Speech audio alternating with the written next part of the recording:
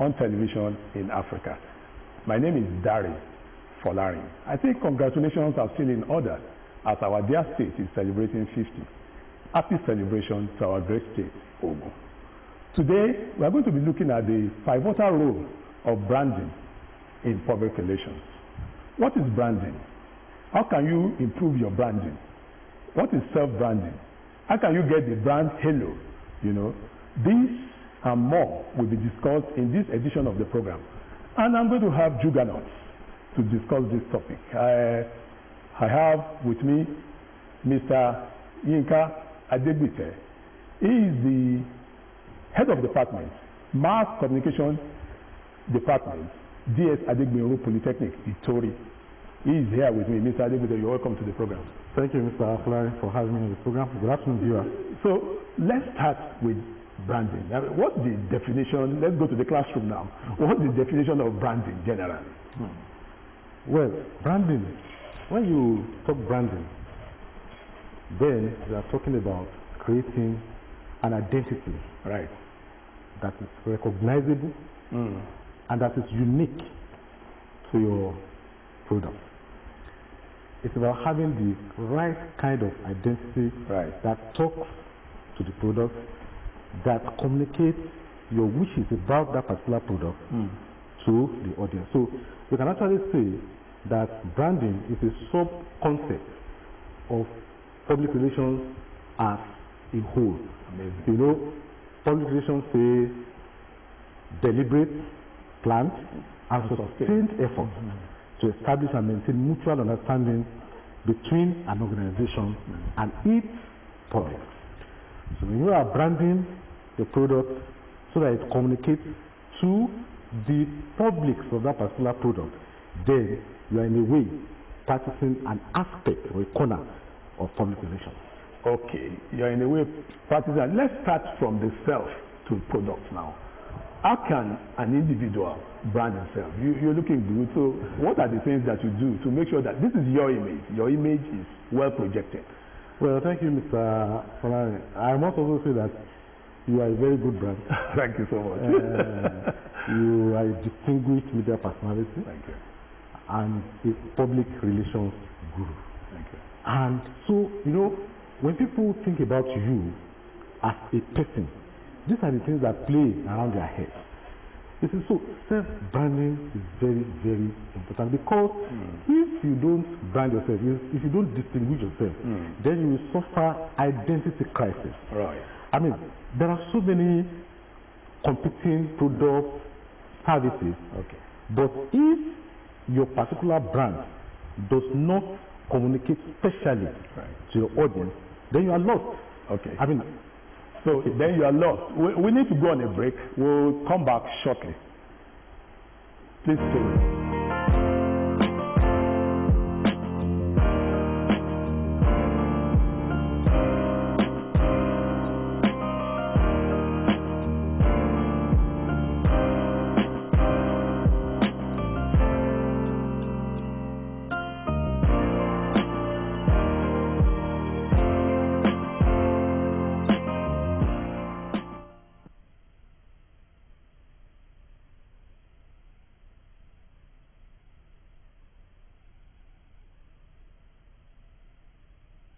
Welcome back. We are being joined by an advertisement guru, a chief lecturer at the Moshood Abiola Polytechnic, Dr. Wasiu Tejosho. Dr. Tejosho, you're welcome to the program. Thank you very much. Yeah, earlier on, Mr. Adegbite spoke about self-branding, and we know you're a guru in advertisement. So tell us about product branding. What are the steps to take to make sure that your branding is top-notch? Well, I'm not sure there's something that is seriously different between self-branding and product branding. Okay. When you look at self, right. A self is a product. I am a product Amazing. Of an institution, right. of a family, right. of so many, of a religion, of a faith. Amazing. And you find out that I carry different brands when it comes to different contexts. Amazing. As a product of Moshood Abiola Polytechnic, a lecturer of an institution, I am a brand. One. That brand is different from the brand that Wasi will carry as a Muslim. Okay. It's different from the brand I will carry So as you're wearing so an many caps. chief. It will be different from a brand I will carry as a son of a family. Okay. But in all essence of it, when you talk about branding, branding generally is a means, it's a strategy through which people tend to create identity for themselves. The whole essence of branding is just identification. A process of creating niche for yourself, a process, a strategy where you want to be known for something that is different from what others are known for. To me, it is a means of distinguishing yourself from other competitors. So that's the same way it goes in products. Product branding is, of course, it entails names, tools, logos, or the combination of all of these that are put together to differentiate a product from the other, to send to the consumer a unique niche about that product, which perhaps some quote others don't possess. That is some way of it when it comes to product branding. Okay, in product branding, we look at packaging.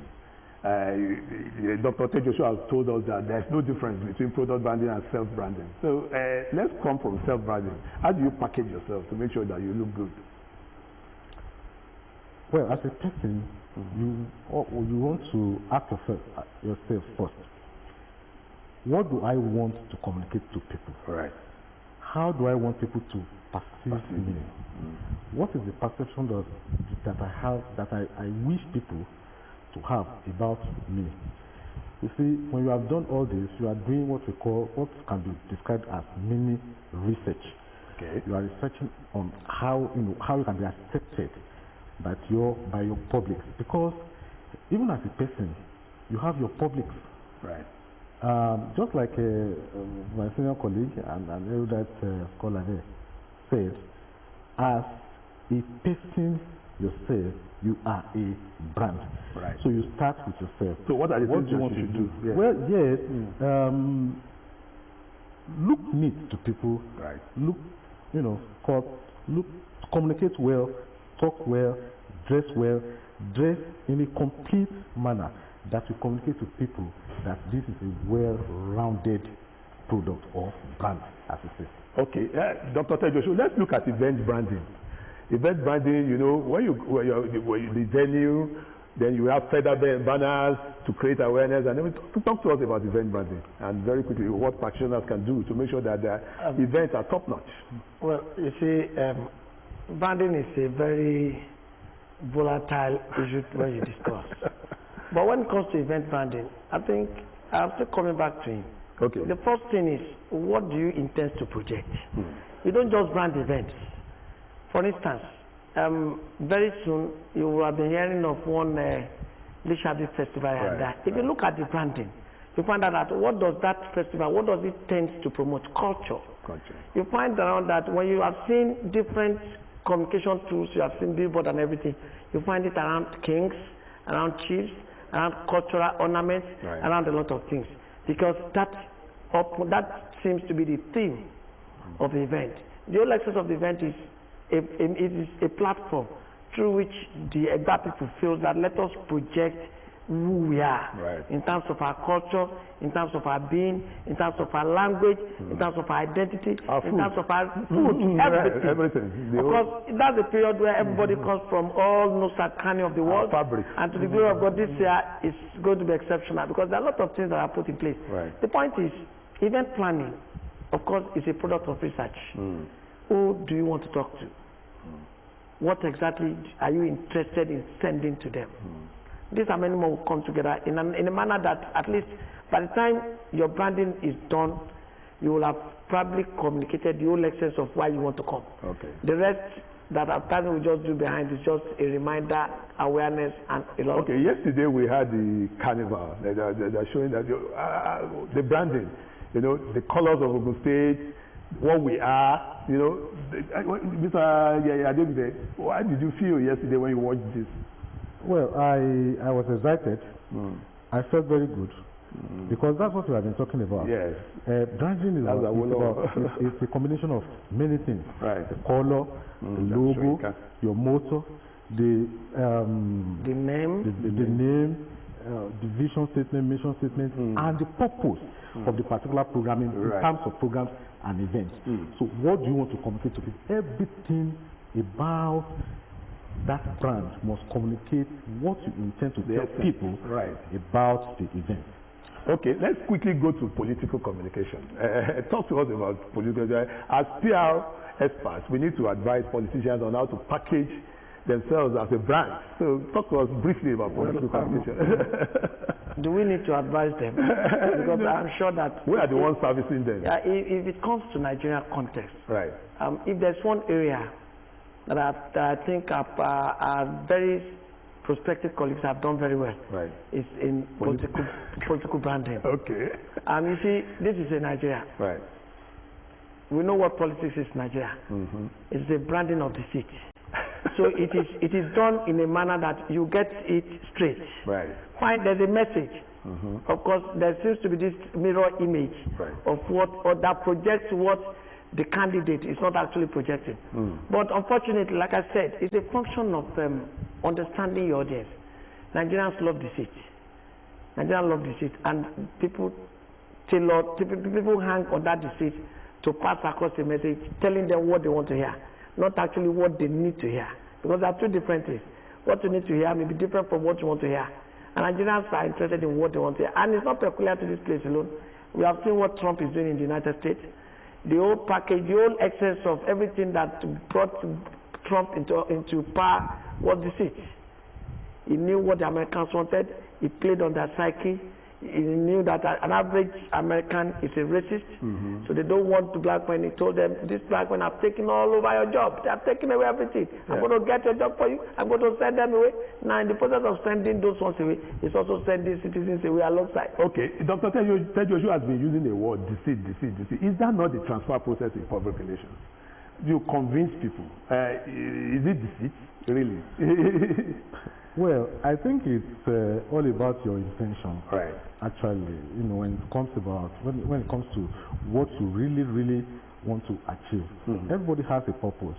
If you're going into politics, you also must have, your own purpose in mind. What your strategy to get power. And your strategy to achieve that particular purpose is to ensure that you satisfy the largest number of people anyway. But the point that I would like to make is that every one of us, corporate organizations, individuals, politicians, we should not be afraid of rebranding.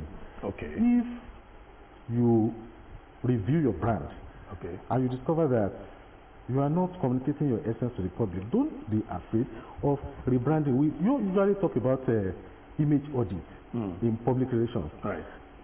Dr. Tejosu talked about image. There are two main types of image: the wish image and the current image. Right. That the way you are currently perceived.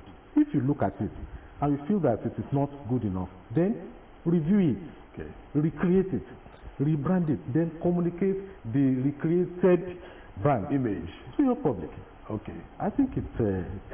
Let's look at posters generally. I mean, so he's saying that the image you want to project, in posters, in photography, when you take the photograph, how do you communicate your brand essence?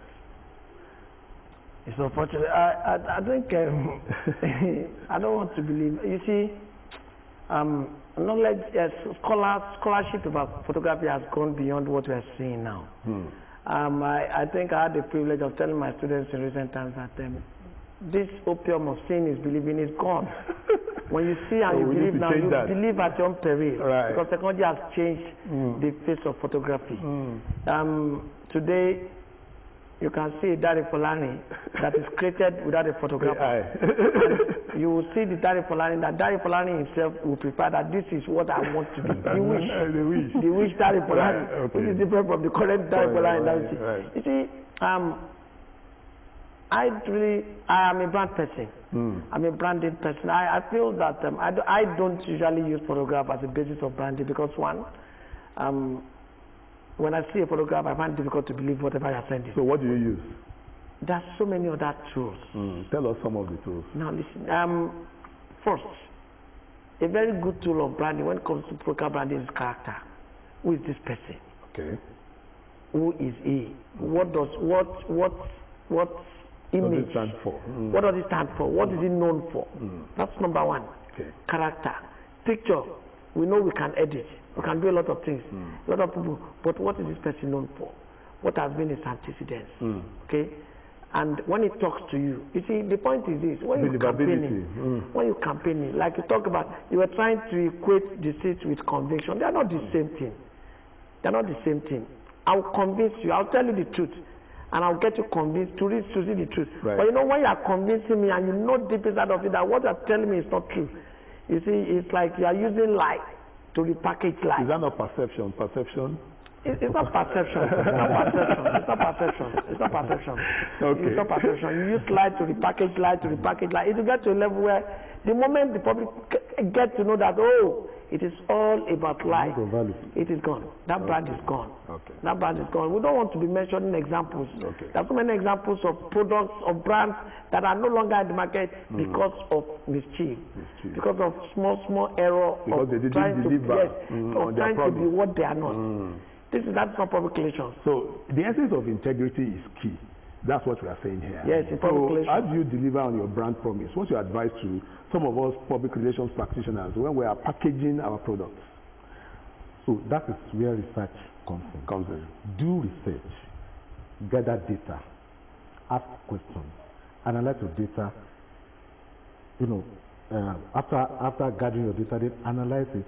When you analyze data, it will help you to know what your public wants, what your public needs. Okay. And then you tailor your rebranding along the needs of your public, and then along what you yourself as a person stand for and what you want to deliver to your public. So you do research. Research is very important, very key in rebranding your product. Okay, you reference technology. In this era of artificial intelligence, what should public relations practitioners do, to handle AI? Well, I don't usually run away from the fact that I keep telling people I'm not a PR person per se. Okay. But the point is, I know so much about PR that it's enough for me to discuss PR.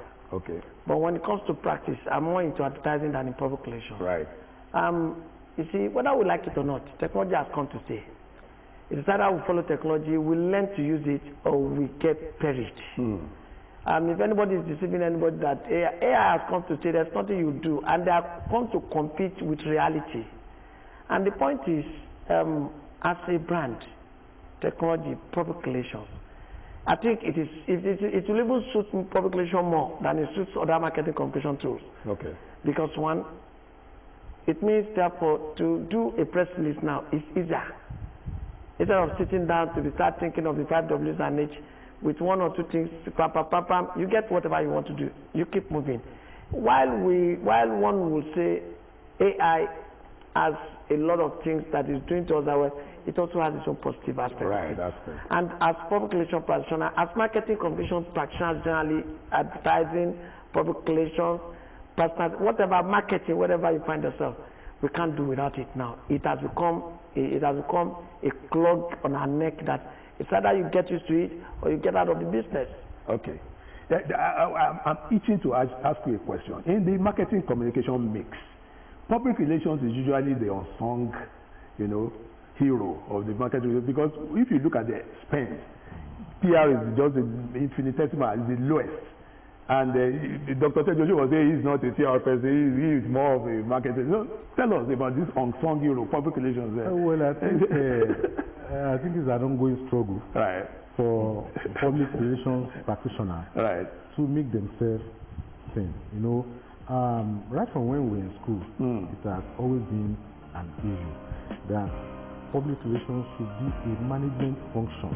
When you are part of the management, then you are able to align yourself with the vision of the management of the particular organization that you are talking about. When you are, then it's easy for you to also communicate the essence of that organization to the public. So I think that the point that we are in now, because the world keeps evolving.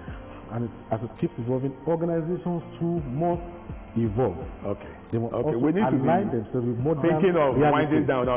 Your last word about branding and public relations. Okay. We'll leave that to another day. We'll leave your song, because I was going to say that you don't sing a song you don't have. And that is the issue with PR. Very strategic, but you find that very limited in use. Very strategic but very limited in use. Because if I was around media, but beyond that, all of that. But my word, branding is an essence. Right. Whether anybody likes it or not, in everything you do, except you are branded, you are not there. Okay. As a lecturer, you must remain in brand. You must be known for something. You must be known for a particular area. Somebody says, in this place, this person has authority. Mr. David, your own words. Brand yourself. Okay. Brand. But don't be afraid of rebranding. Okay. To align yourself with current reality. Okay. That's the package for this week. We just until next week when we come your way again with a fresh edition of the program. This is yours sincerely, Dari Folarin, saying bye for now.